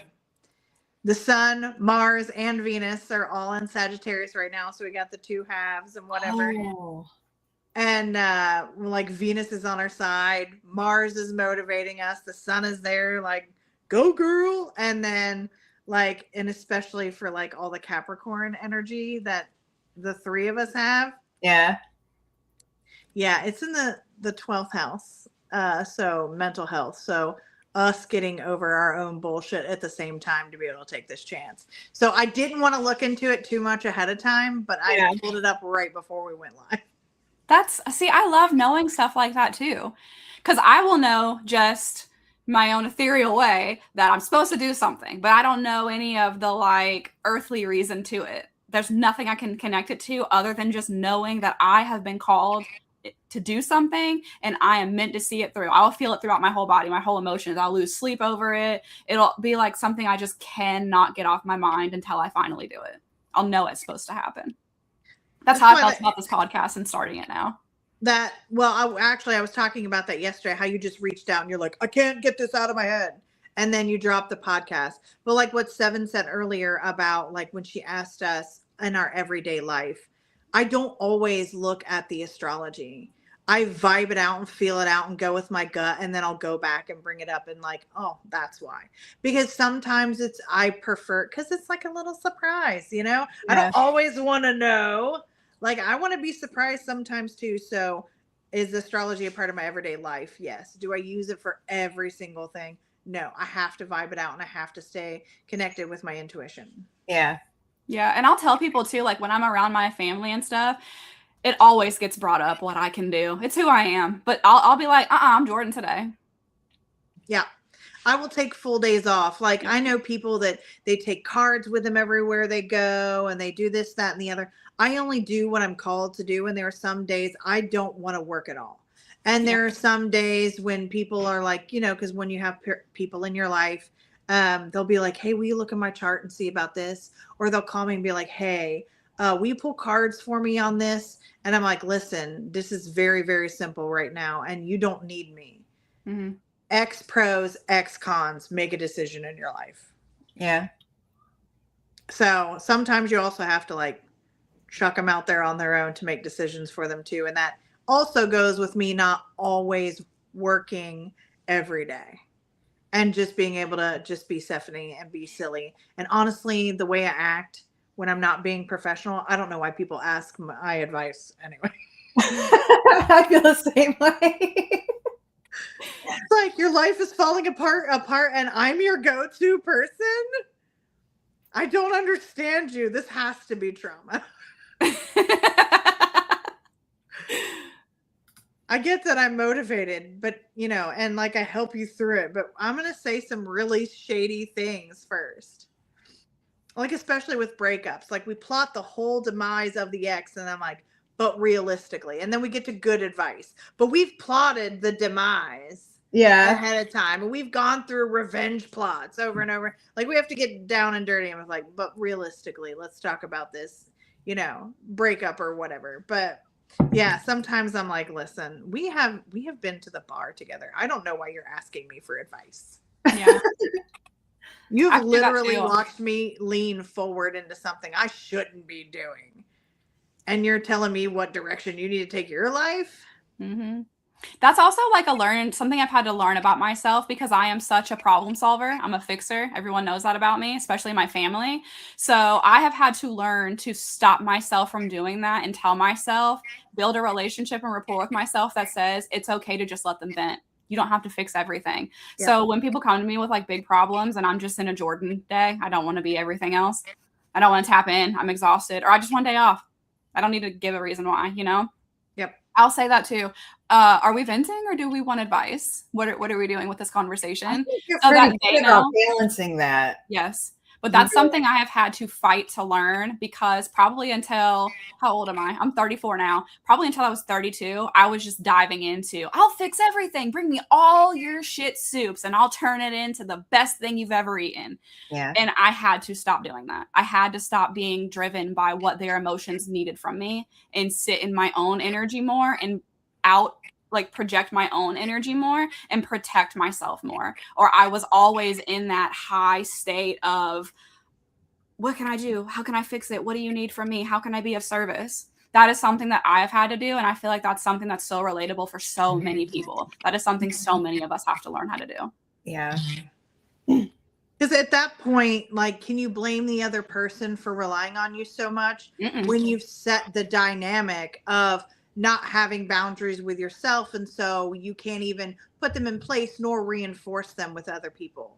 Because I had the same thing. So like you dad it with your Capricorn energy. I mom it with my Cancer rising. Where I'm like, baby, you can't hold all this weight by yourself. I'll come in and I'll do it for you. Yeah. Which I didn't really learn how to stop doing until my 6th house perfection year. And your 6th house is all about service. And I'm like, I need to stop being in service of others. Yeah. Like all the time. Yeah. And I still have to work on that. Mm-hmm. Yeah. The smoothest transition I have found to that is literally asking them, are we venting or do you need advice? And letting it be up to them, but then also doing what feels right to me in that moment. Most times people just want to vent. They don't actually want your advice. They're not coming to me for me to fix something or handhold or whatever. They just wanted a safe place to put all the things that didn't feel safe anywhere else. And I've learned that through offering that and learning that about myself too. So in what you're saying is so true. The self-reflection there is just monumental because you realize you are the sole reason that happened for so long. It wasn't everyone else just needs me all the time. And I don't even know who I am because of it. I was hyper available to everyone and I was not available to myself. I didn't sit with myself for moments before having that. I didn't show up in this like, wait, hold on. Do you need me or are you just talking to me? I can just listen. I'm a great listener. I'll shut up and listen and then we can be funny and go do something after this. But I need to know what you need from me in this. And that lack of communication there, I was struggling in that for so long because I wanted to bridge that gap myself. And then learning that it was never something I was being called to do was a huge game changer. Yeah, because then you set yourself up for that situation where now you've created this dynamic and now other people can feel it. And it's not just the ones that deserve your energy. It's the ones that are never going to give that back to you. It's the ones that are going to be attracted to you specifically because they want you to fix their life and they would never be there for you in that same way. Mm-hmm. And they're consistently breaking down their own lives. Yeah. They're just problems to themselves. Right. Mm-hmm. But we can be problems to ourselves too when we're so available all the time to everyone else. Mm-hmm. And having to come to terms with the fact that, wow, there's some seriously unhealed behavior in me right there. I need to sit with myself for a while and understand why I'm doing that. So much of like this experience and learning these gifts and abilities and being so great at it is self-diagnosis, self-analysis. And introspection, self-awareness, all of the selves. Yep. If you can't have a dark, nasty conversation with yourself, you can't connect to that in other people and really help them when they're lost in their shit. You have to be able to do that with yourself. Everything that you can do externally started somewhere within. Oh yeah, definitely. Okay. All right, let's do some fun questions before we end this out. So is it true that like every zodiac sign is a tarot card? Yes. Okay, so can we all learn something about, can there be like a takeaway? Like, do you know off the top of your head what each sign is? What Not card each each of sign them. is? Like I know, so you're Libra, you are the Justice, Uh-huh. right? Right. Sagittarius is Temperance. But there's also, so we also are fire signs, right? So for Stephanie and I, so in our tarot reading, if you see a lot of like fire, which is wands, then that can indicate a fire sign person. I don't read as much that way, but I've seen it done. And if I needed to, I could. Mhm. If I get a feeling while I'm doing it, I might say something. I might bring it up. But like your air sign, so a lot of swords would be like Queen of Swords could be a Libra in a reading. But yeah, each one does kind of connect, some multiple. Mhm. So yeah. Like I know that Capricorn is the death card because I love seeing it because I'm like, ooh, I showed up or my husband showed up in that reading. Like to me, the death card is like it doesn't represent what it represents for so many other people because Okay. of that connection that I have to it and knowing that it's someone's zodiac too. Like it's a Yeah. person. I brought up a list just in case we need to reference because I don't have the list memorized, but not only does each zodiac sign have a reference to a tarot card, but so do each one of the planets. Oh, I shit! yeah, I didn't know yeah. that. I do remember that. Yes. Yeah. So, okay. I also have this thing too, and this is just my personal belief, Seven. I don't know if it's yours too. And mind you, everyone, I am learning tarot. I don't know that much about tarot, but I think that everybody has numbers in their lives too that Mhm. correspond to tarot cards that that they can resonate with. So like I've always been a 3 person. So, what tarot card is 3 again? Isn't that? 3 is building. It's the Emperor. Yeah, it's Emperor. Or well, if you go, so it goes Fool, the the High Priestess, the Empress, the Emperor. So technically, it's the Empress. Technically, I don't know if you count. It depends if you're counting 0 or not. I'm not counting 0. Okay, so then So it whatever would go tarot card is actually the number 3, the Emperor. the Emperor. So like that kind of energy. And then for me, I think that like so this is a 9 year. And then we have a 10 year. So I think that the tarot card that represents the number year also corresponds with like overall energy for that year too. Which hold on, let me think. 1, 2, 3, 4. Wait, hold on. 1, 2, 3, 4, 5, 6, 7, 8, 9. So temperance year. Oh, and then we get into a devil year, I guess, with 10. Oh, fun! Oh wait. Okay, Oh man. That's sidebar, interesting. people are wanting to book with everyone and they want you guys to shout out your business names. I did put them in the comments, but I want that to be part of the podcast for us too. Seven, you want to start with your business name and where they can find you, like where all you're at? Just started a new Facebook for Seven's Guidance Beyond Ethereal Twilight. I'm going to switch off of that. I'll have to put the link in because it's barely started. So I literally just started it. I started adding people. So I'll have to get the link and post that. So is Seven's Guidance only on Facebook or can they find you on a website or is there also other? I have them started. I don't have anything full on fit, like ready to put out yet. Okay. Okay. What about you, Stephanie? Where can they find you at? It's a lot of stuff. Okay. So business, me and my business partner are Ascending Shadows on everything. Ascending Shadows on Facebook, Instagram. Email is ascendingshadows333@gmail.com. Our website is ascendingshadows.com. That's where you can book and look at the list of readings. For my astrology only page, it's Ascending Astrology.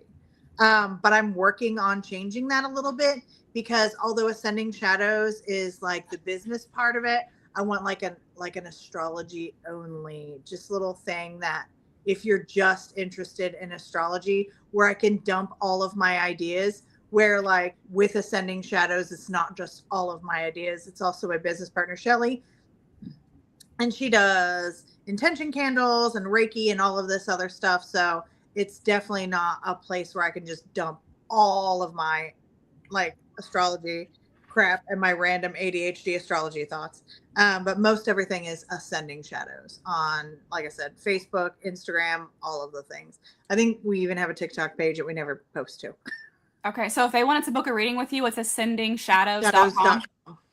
Okay, perfect. And then the closer you can get for an accurate birth time, the better.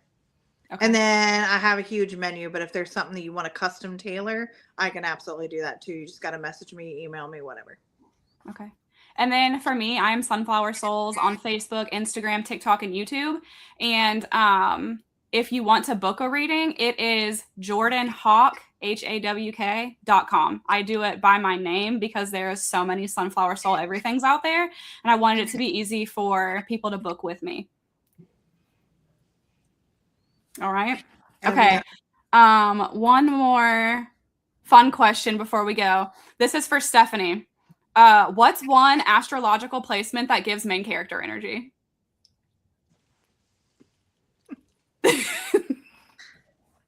God. How do we stump you? Okay. So it's great assumptions, but it's Leo. It's Leo, and it's Leo in the top half of the chart. So especially 10th house gives me main character energy. So Leo sun with the sun in the 10th house. There's also, it depends on the motivation of the main character, but we're talking overall main character, as in the vibe of I am the center of attention and everyone else, although relevant, is only a side character in my movie. It's Leo. And it's so weird too, because some Leos, especially I'm not saying it's a bad thing, it's just who they are, like even treat their partners more like sidekicks than equal platform situations. So I have to say main character, even their hair is bigger than everyone else's. It's Leo. So what's a sign that's like thrives as a sidekick? Who would be perfect for Leo then? Sagittarius. Oh shit. We don't care. We don't care. We like don't. If you want to be the responsible party, that's fine. As long as I'm on this fiery journey, you're the one that's going to be more consistent than me anyway. You're the one that wants to shine. I just want to be along for I just want to be like the passenger princess that picks the music, right? Yeah. We need a little bit of a say, but we do not want to be in charge. So that's why Leos and Sagittarius get along.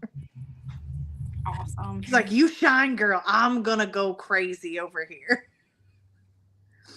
But yeah, Leos have a lot of main character energy. That it honestly makes sense. It really does. The Sagittarius Leo combo, kind of perfection. See, my oldest is a Leo, but he's very quiet and to himself. Yeah, again, it's one of those things where it really depends. So like, there's a few Leos that I know that are not typical Leos. Mm-hmm. One of them because they're an Aquarius rising, and the other one because they're a Virgo rising. So they're extremely grounded. Yeah. So again, that's a generalization, but typically when I see prominent Leo placements, especially a Leo sun, it does radiate that main character energy. And sometimes you have to grow into your sun sign. So like when I was growing up, I was very shy. I was very in my Cancer rising era. I had to grow up into my Sagittarius. They're like, I don't care. I don't have to, like, people don't have to like me. I'm going to say, like, I had to mature into my Sagittariusness, where very much I was rising. Were you also a people pleaser too when you were younger? Okay. I think it goes beyond people pleasing. I was a people punching bag, and I allowed that to happen. Yeah. So like, I was tough and quiet, so I took the hits where other people couldn't. Yeah. I think that goes beyond people pleasing. Definitely. Yeah. So, but yes, I was also that person until I learned to hit back. Mm-hmm. And then it became, that was my physical violence era. Hey, Jordan. Instead of my boundaries era. That was Being my a physical Libra, violence. do you find that you have difficulty making decisions? Yes. Okay. Yes, I rely on my people to make finalized decisions for me, all the way down to my outfit for today. Because I I'm like, noticed. oh, our podcast is Stardust and Sweatpants, so I'm going to be this crazy ethereal bitch on there, but I need to look cozy. And what's the coziest outfit I have? I literally asked them. I asked my husband. I was like, I need you guys to tell me how to show up because, like, I have like 7 outfits. I can't choose. That's too hard for me. So yes, and I use my team to help me make those decisions.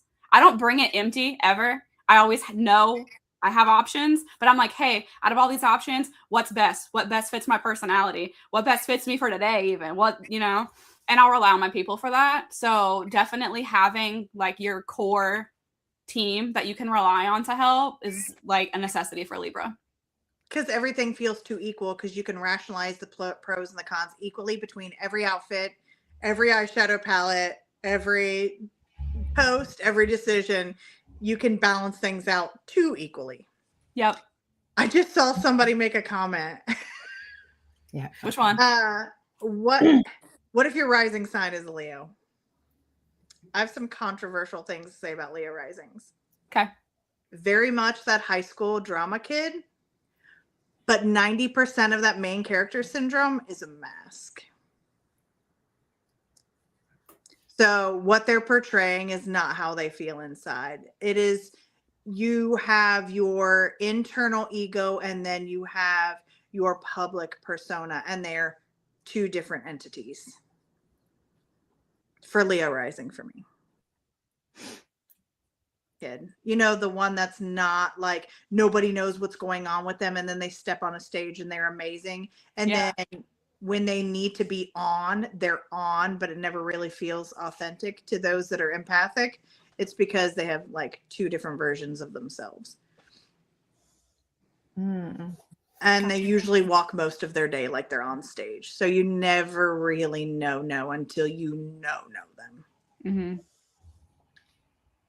But that's my hot take on Leo rising. That whole Sagittarius Leo thing is so interesting too, because as you were saying that, I remembered my brother 7 is very much like your son. He's a Leo, but he is not life of the party. He's like fly on the wall, watch everyone else do things, kind of maneuver, fit into situations where I understand the topic of conversation. But man, my sister's a Sagittarius. When he is with her, he's a totally different person. Yeah. He brings out something in him that's like they were meant to be siblings. They're walking this life together for a reason. It's very purposeful. There's an intention behind it. They're learning so much about each other. Well, not about each other, but from each other. Sorry. Yeah. I think some Leos that have to grow into their Leoness don't understand that leading with your shine is like, some of them do have very strong morality built into their chart. Yeah.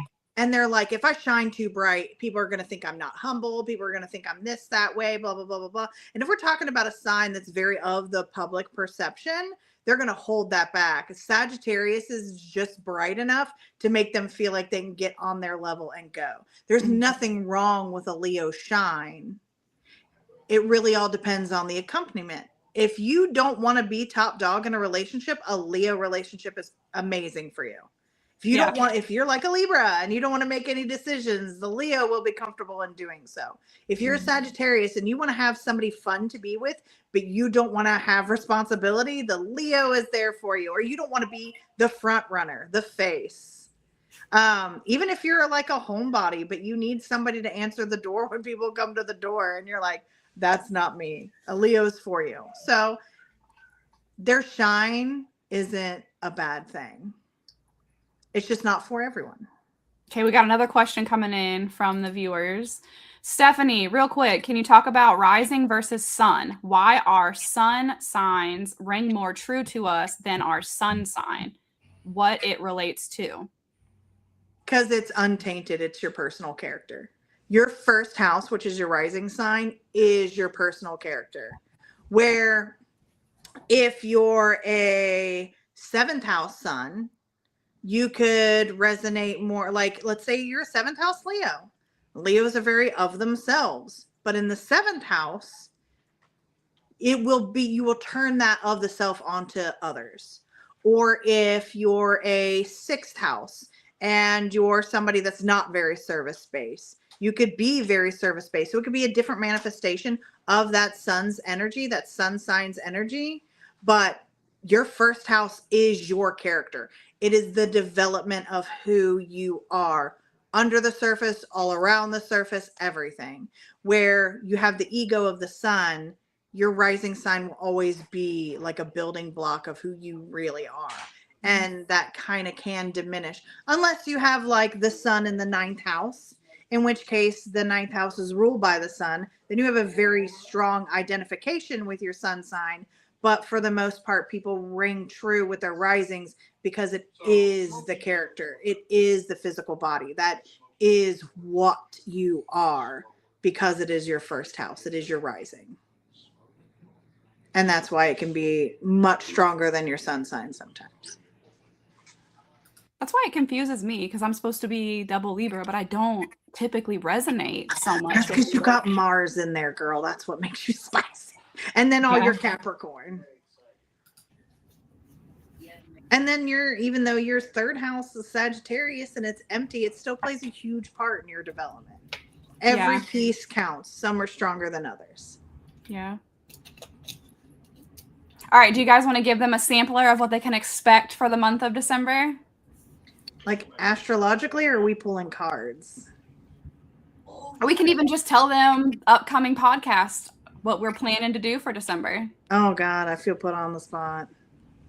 Already, it's not even. Do you want me to say it or do you want to say it?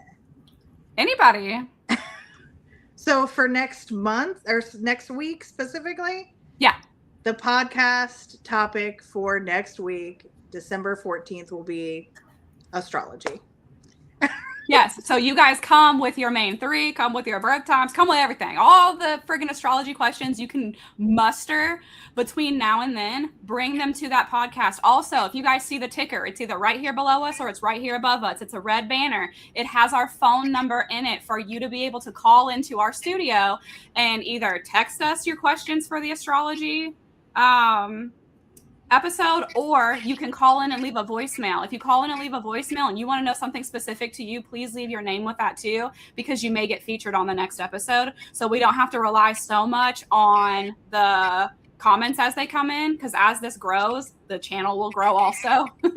And we want to be able to focus on the people who want us to focus on them. So please utilize that phone number that you guys see. As soon as it ticks back across the screen for me, I will read it out for you guys. It is 850 for the area code, 565-3352. Again, you can call in and you can leave us a voicemail, or you can just text us. If you text us, please make sure you put your name on there too, so we know who to shout out if we choose you for an upcoming episode of the podcast. It's going to be interesting. It is. And stay tuned too, because we wanted to do this as a sampler platter where you kind of got to meet all of your hosts all at once, but we are going to separate out. So there will be a highlight on astrology, there will be a highlight on psychic and mediumship, and there will be a highlight on tarot. You guys do not want to miss these episodes as they launch, okay? Some of them will be live, like we'll come to you live like we did today. Some of them will be pre-recorded. When we do pre-recorded episodes, we will make a ton of posts letting you guys know it'll be pre-recorded, so you will still have the opportunity to call in or text us, so you can stay interacting with us and you can stay a part of the podcast with us and grow with us as we grow.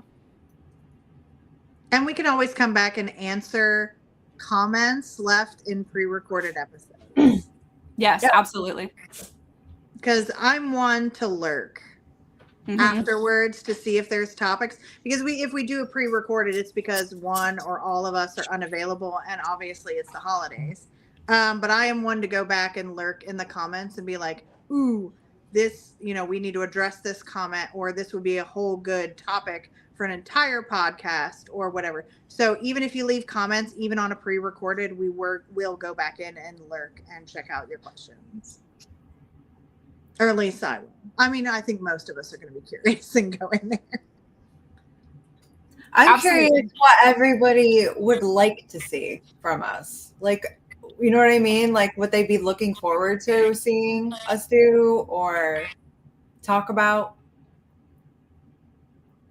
Yeah, so if you guys have ideas too. We've already kind of played through themes through March, but we can pivot. We're good pivoters. Whatever y'all want to talk about, we want to show up for you guys as much as we want this to be fun for ourselves. And they could even be like little special segments too. We will probably always, given the dynamic of all three of us, always be pivoting, changing, adding, adjusting. So no comment is going to be one of those things where it's like, oh, that's dumb. It could like segment into a whole new thing. It could send one of us spiraling into hyperfixation. Yes. So like, say what you'd like to see, what you'd like to hear, topics that you'd like to see covered, or even if you just want our opinions on topics, because things don't resonate with you about certain metaphysical or paranormal things. We have a lot. I couldn't agree more. My whole motto is the only stupid questions are the ones you don't ask. So do not hesitate. And if you want it to be private, you can text us.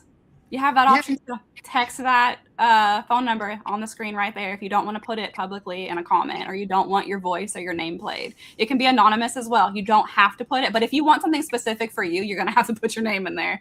Yes, definitely. And it gives us a good thing to call you out on while we're talking, instead of somebody's random phone number, which we don't want to give out. Or this person, like we have no idea. You create a nickname. So bingo.